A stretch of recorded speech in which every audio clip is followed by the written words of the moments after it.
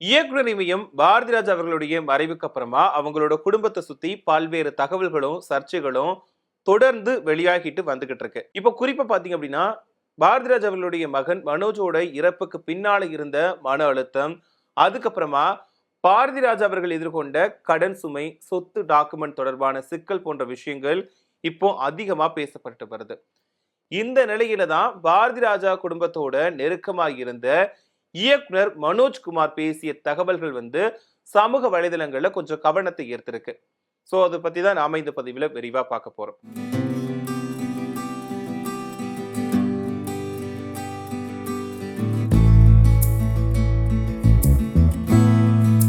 பாரதிராஜா அவர்களுடைய மகன் மனோஜோட வாழ்க்கையில பெரிய மன அழுத்தத்தை ஏற்படுத்திய விஷயம் என்னன்னா அவருடைய சினிமா பயணம் தான். மகன் ரொம்பவே பெரிய நடிகரா வரணும் அப்படின்ற ஆசையில பாரதிராஜா அவர்கள் பல முயற்சிகளை செஞ்சாரு.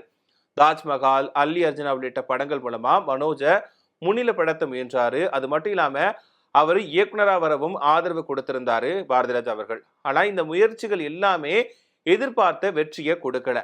அதுலயும் குறிப்பா அப்பா இவ்வளவு செலவு செஞ்சு என்ன முன்னிலைப்படுத்த முயன்றாலுமே நான் அதுல பெரிய அளவுல ஜெயிக்க முடியல அப்படின்ற ஒரு வருத்தம் மனோஜ் அவர்களுக்கு இருந்ததா அந்த இயக்குனர் மனோஜ்குமார் தெரிவிச்சிருக்காரு. ஹீரோவாவும் பின்னர் இயக்குனராகவும் நிலைநிறுத்த முடியாத மனக்கசப்பு பாரதிராஜா அவர்களையும் பாதிச்சதாகவும் அவர் சொல்லியிருக்காரு. இப்போ மனோஜ இயக்குனரா கொண்டு வர முயன்றப்போ கூட பாரதிராஜா அவர்களுக்கு 1 கோடிக்கு மேல முதலீடு செஞ்சிருக்காரு. சோ அந்த முயற்சியும் வெற்றியாக மாறாதது மனோஜுக்கு கூடுதல் மன உளைச்சலை கொடுத்ததாகவும் சொல்லப்படுது. சோ இது மட்டுமே இல்லாம மனோஜுக்காக எடுத்த இந்த சினிமா முயற்சிகளே பாரதிராஜ் அவர்களுக்கு பெரிய பொருளாதார கடுமையான சுமையாவும் மாறியதாகவும் மனோஜ்குமார் அவர்கள் சொல்லியிருக்காங்க. இப்போ படங்கள்ல ஏற்பட்ட நஷ்டத்தை ஈடுகட்ட பாரதிராஜ் அவர்கள் வங்கிகள்ல கடன் வாங்கியிருக்காராம். குறிப்பா எல்ஐசி வழியா எடுத்த கடன்களை அடைக்க வேண்டிய சூழல் ஏற்பட்டுச்சாம். சோ அந்த கடன்களை சமாளிக்க தேனியில பள்ளிக்கூடம் கட்ட நினைச்சு வச்சிருந்த ஒரு பெரிய இடத்தை வித்து தான் அதோட ஒரு பகுதி கடன் அடைச்சிருக்காங்க. சோ மீதி கடன் அடைக்கிறதுக்கு நீலாங்கரையில் இருக்கக்கூடிய வீட்டுக்கு பின்னாடி இருந்த 9 கிரவுண்ட் நிலத்தை விற்க ஏற்பாடு செஞ்சதாகவும் சொல்லியிருக்காரு. சோ அந்த நிலத்தை விற்க ஒப்பந்தமும் போடப்பட்டு முன்பணமும் வாங்கப்பட்டிருந்திருக்கு. மீதமா கிடைக்க வேண்டிய தொகையை பெற்று எல்ஐசி மற்றும் ஐடிபிஐ கடன்களை அடைக்கலாம் அப்படின்ற திட்டம் இருந்துச்சாம். ஆனா அந்த கட்டத்துல தான் மனோஜோட திடீர் இறப்பு ஏற்பட்டதா அவர் சொல்லியிருக்காரு.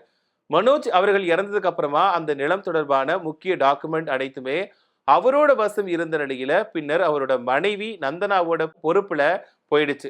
சோ அந்த டாக்குமெண்ட்டை பெறுவதற்காக பாரதிராஜா 2 முறை முயற்சி பண்ணியிருக்காராம். சோ ஆனா அது திரும்ப கிடைக்காததால நிலம் விற்பனை அந்த நடக்காம போயிடுச்சாம். சோ இதுக்கப்புறமா தான் இந்த ஒரு விவகாரம் காரணமா பாரதிராஜா உயிரோடு இருக்கும் போதே அடைக்க நினைச்ச கடன்கள் அப்படியே நீண்டதாகவும் அதுவே அவருக்கு பெரிய மன வருத்தமாகவும் மாறியதாகவும் இயக்குனர் மனோஜ்குமார் அவர்கள் சொல்லியிருக்காங்க.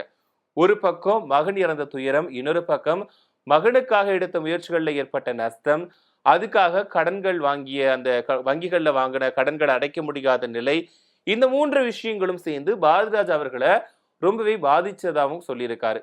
இது மட்டுமே இல்லாம பாரதிராஜா அவர்கள் தன்னுடைய பிள்ளைகளுக்கு சொத்துக்களை முன்கூட்டியே பிரிச்சு எழுதி வச்சுட்டாராம்.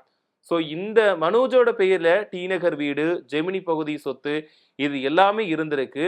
ஜனனிக்குமே தனியா வீடுகள், சொத்துக்கள் எல்லாமே ஒதுக்கப்பட்டிருந்துச்சு. இப்படிலாம் இயக்குனர் சொல்லியிருக்காரு. ஆனா வெளியே பேசுவது மாதிரி 1000 கோடி சொத்துக்கு சண்டை அப்படின்ற அளவுக்குலாம் விஷயம் கிடையாது. ஆனா கடன் சுமை இருக்கிறது உண்மைதான் அப்படிங்கிறது அவரோட பேச்சின் சாரணமா தெரிய வருது அப்படின்றத நான் பார்க்க வேண்டியதா இருக்குது.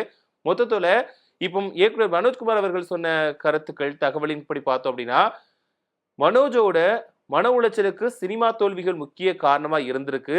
அதே மாதிரி மகன் இறப்புக்கு அப்புறமா கடன் சுமை, அப்புறம் முடியாம போன சொத்து விற்பனை இது எல்லாமே பாரதிராஜா அவர்களை கடைசி வரைக்குமே துரத்தி இருக்கு அப்படின்ற ஒரு விஷயம் ரசிகர்கள் மத்தியில வருத்தத்தை ஏற்படுத்தி இருக்கு. இப்ப பாரதிராஜா அவர்களை பொறுத்த வரைக்கும் அவர் 16 வயது நிலை திரைப்படம் மூலமா தான் தமிழ் சினிமாவில் இயக்குனர் அறிமுகமானார். அடுத்தடுத்து நிறைய வெற்றி படங்களை நம்மளுடைய தமிழ் சினிமாவுக்காக கொடுத்திருக்காரு. இப்போ இயக்குனர் பாரதிராஜா அவர்களை பொறுத்த வரைக்கும் அவருக்குமே ஒரு நடிகரா ஆகணும் அப்படின்ற ஆசை தான் இருந்துச்சு. ஆனா அது அவருக்கு கை கொடுக்கல. ஆனா இயக்குனரா நிலைச்சு நின்னுட்டாரு. சோ அதுக்கப்புறமா ஒரு சில படங்கள்லயுமே நடிச்சிருக்காரு. ஆனா தான் நடிகரா நடிக்கணும்னு ஆசைப்பட்டோம். ஆனா அது நமக்கு நடக்கல. தன்னோட பையனுக்காவது அது நடக்கணும் அப்படின்னு தான் தன்னோட பையனை வந்து ஹீரோவா அறிமுகப்படுத்தினாரு. ஆனா அவர் அறிமுகப்படுத்திய படங்கள் வந்து ஓரளவுக்கு கை கொடுத்தாலும் அந்த அளவுக்கு மனோஜ் அவர்களால ஒரு ஹீரோவா எல்லார்கிட்டயும் வந்து போய் சேர முடியல. இயக்குனராவும் களம் இறங்கியிருந்தாரு. சோ அந்த அளவுமே பேசு பொருளா இயக்குனராவும் களம் இறங்கியிருந்தாரு. அதுவுமே வந்து அந்த அளவுக்கு கை கொடுக்கல. இந்த மன உளைச்சலை வந்து பெரிய அளவுக்கு மனோஜ் அவர்கள பாதிச்சிருந்திருக்கு. இது மட்டும் இல்லாம இந்த கடன் விவகாரங்கள் வந்து பெரிய அளவுல பாரதிராஜா அவர்களையும் பாதிச்சிருந்துச்சு. சோ இந்த விஷயங்கள் எல்லாம் சேர்ந்துதான் பாரதிராஜா அவர்களுடைய இந்த ஒரு கடைசி காலங்கள்ல வந்து மன அழுத்தத்தை இருந்ததா வந்து கூறப்படுது. ஏன்னா தமிழ் சினிமாவுல வந்து இல்லப்பா தமிழ் சினிமானா இது கிடையாதுப்பா. நீங்க வந்து எல்லாமே செட்ட வச்சு எடுத்துட்டு இருக்கீங்க. இதெல்லாம் நடக்கிற காரியமே கிடையாது. உங்களுக்கு கிராமத்து சீன் வேணும்னா கிராமத்துக்கு போங்க. அங்கதான் உண்மையான கிராமத்தை வந்து நீங்க காட்ட முடியும். அங்கே வந்து ஆயிரக்கணக்கான கதைகள் வந்து கொட்டி கிடக்குது. நீங்க வந்து ஓனா இஷ்டத்துக்கு எழுதுறதை விட கிராமத்தை நோக்கி போனீங்கன்னா உங்களுக்கு கதைகள் வந்து தானாவே வரும் அப்படின்னு சொன்னவர் தான் இயக்குனர் பாரதிராஜா அவர்கள். இப்போ பாரதிராஜா அவர்களை பொறுத்த வரைக்கும் நிறைய ஹீரோக்களை உருவாக்கி இருக்காரு, ஹீரோயின்களை உருவாக்கி இருக்காரு. சோ யார் நடிப்பே தெரியாத ஒருத்தவங்களை வந்து சினிமாவுக்கு கொண்டு வந்து அவங்களோட வாழ்க்கையில ஒரு மிகப்பெரிய உச்சத்துக்கு கொண்டு போய் சேர்த்தவர்கள் வந்து கண்டிப்பா பாரதிராஜா அவர்கள் தான். நிறைய பேர் சொல்லலாம். நிறைய ஹீரோக்கள் இருக்காங்க, நிறைய ஹீரோயின்கள் இருக்காங்க. சோ அந்த வருஷத்துல தன்னோட மகனையுமே வந்து ஒரு ஹீரோவா முன்னிலைப்படுத்தணும்னு நினைச்சாரு. பட் ஆனா அது அவர்களால கை கொடுக்கல. சோ அந்த ஒரு வருத்தம் தாண்டி அந்த கடன் விவகாரம், இந்த சொத்து விற்பனையில ஏற்பட்ட இந்த ஒரு விஷயம், தன்னோட மகனோட இறப்பு வந்து தன் கண்ணுக்கு முன்னாடி நடந்த அந்த ஒரு துயரம், இது எல்லாமே பாரதிராஜா அவர்களுடைய அந்த கடைசி காலங்கள்ல ஒரு தீராத வலியை ஏற்படுத்தி அவருக்கு வந்து ஒரு உடல் நலத்தை மட்டுமே இல்லாம மன வருத்தத்தையுமே கொடுத்திருந்துச்சு. சோ அதுல இருந்து மீண்டு வர முடியாம மருத்துவமனையில சிகிச்சை பெற்றுட்டு வந்தாரு. சோ அதுக்கப்புறமா தான் அதுல இருந்து ஓரளவுக்கு கியூர் ஆகி வீட்டுக்கு வந்தாரு. வீட்ல இருந்துமே ட்ரீட்மெண்ட் எடுத்திருந்தாரு. ஆனா கடைசியில அந்த 2மே சேர்த்து உடல் ஒரு பக்கம் ஒத்துழைக்கல, மனமும் ஒரு பக்கம் ஒத்துழைக்கல. கடைசியில அவர் வந்து தன்னோட வயது மூப்புல உடல்நலக்குறைவு காரணமா காலமாயிட்டாங்க. இது வந்து ஒட்டுமொத்த தமிழ் சினிமாவுக்குமே ஒரு பெரிய இடின்னு தான் சொல்லணும். ஏன்னா இது வந்து கொஞ்சம் கூட யாருமே எதிர்பார்க்காத ஒரு விஷயம். அந்த நேரத்துல இன்னொரு தகவல்களையும் வந்துச்சு. என்னன்னா அந்த வீட்ல இருந்து ஆயிரக்கணக்கான சொத்துக்கள் இருக்கு. சோ அதுக்காக அவங்களுடைய குடும்பத்தினர் வந்து சண்டை போட்டுட்டு இருக்காங்க அப்படின்ற ஒரு விஷயமே வந்து பெரிய அளவுல பூதாகரமா வெடிச்சிருந்தது. சோ இப்போதான் ரீசெண்டா இயக்குனர் வந்து மனோஜ்குமார் அவர்கள் அந்த அவங்க குடும்பத்துல என்னென்ன பிரச்சனைகள் இருந்துச்சு அப்படிங்கறது ஓப்பனா சொல்லியிருக்காரு. சோ இத பார்த்த ரசிகர்கள் வந்து அவங்களோட வருத்தத்தையுமே தெரிவிச்சுட்டு வந்துட்டு இருக்காங்க. இதுல நம்ம இன்னொரு விஷயத்த சொல்ல மறந்துட்டோம். என்னன்னா பாரதிராஜா அவர்கள் வந்து நிறைய ஹீரோயின்கள் அறிமுகப்படுத்தியிருக்காரு. ராதிகா, ரேவதி, ரேகா, அப்புறம் ராதா அப்படின்னு நிறைய பேர் அறிமுகப்படுத்தியிருக்காரு. ஹீரோக்கள் பார்த்துட்டோம் அப்படின்னா நெப்போலியன், கார்த்திக் அப்படின்னு நிறைய பேரை சொல்லிக்கிட்டே போகலாம். ஏன்னா அவங்கெல்லாம் இவர் அறிமுகப்படுத்தினால மட்டும்தான் இன்னைக்கு வரைக்குமே தமிழ் சினிமாவில் ஜொலிச்சுட்டு இருக்காங்க. ஏன்னா ஒரு குறிப்பிட்ட டைம்ல பாத்தீங்க அப்படின்னா ராதிகா அவர்களுக்கு நடிப்பே தெரியாதாம். ஃபர்ஸ்ட் திரைப்படம் கிழக்கே போகும் ரயில்.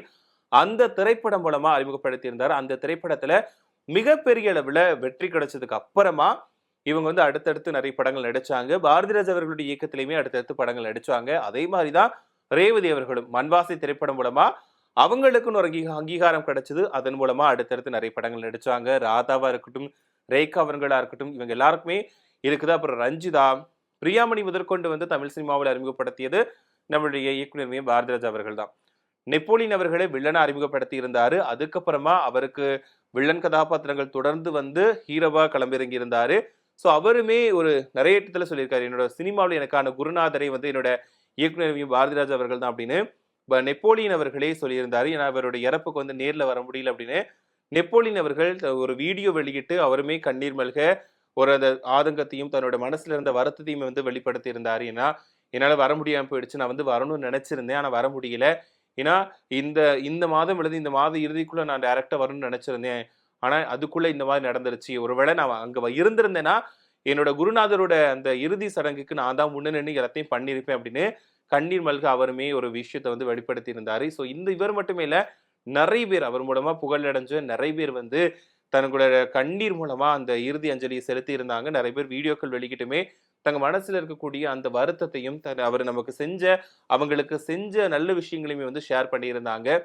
அந்த வகையில எல்லாருமே அதிகமா பகிரப்பட்ட ஒரு விஷயம் தான் மனோஜ் அவர்களுடைய இறப்பு வந்து அவருடைய அப்பாவை வந்து ரொம்பவே பாதிச்சிருந்தது அப்படிங்கிறது. ஏன்னா மனோஜ் அவர்களுடைய இறப்பு அப்படிங்கிறது பாரதிராஜ் அவர்கள் ரொம்பவே பாதிச்சதுனாலதான் அந்த நேரத்துல இருந்து ட்ரீட்மெண்ட்ல இருந்தார். ஏன்னா எப்படி ஒரு அப்பாவால வந்து பையனோட இறப்பை வந்து தாங்கிக்க முடியும் அப்படிங்கிறது விஷயம் வந்து பெரிய அளவுல பேசப்பட்டுச்சு. சோ அந்த பாதிப்புல இருந்து மீண்டு வராமலே அவர் வந்து ரொம்ப நாளைக்கு இருந்தாரு. கண்டிப்பா இயக்குனருமையும் வந்து நமக்காக நிறைய விஷயங்கள் விட்டுட்டு போயிருக்காரு. சோ அவரோட இறப்பு அப்படிங்கிறது யாராலையும் ஏத்துக்கொள்ள முடியாத ஒரு விஷயமா தான் இருக்குது.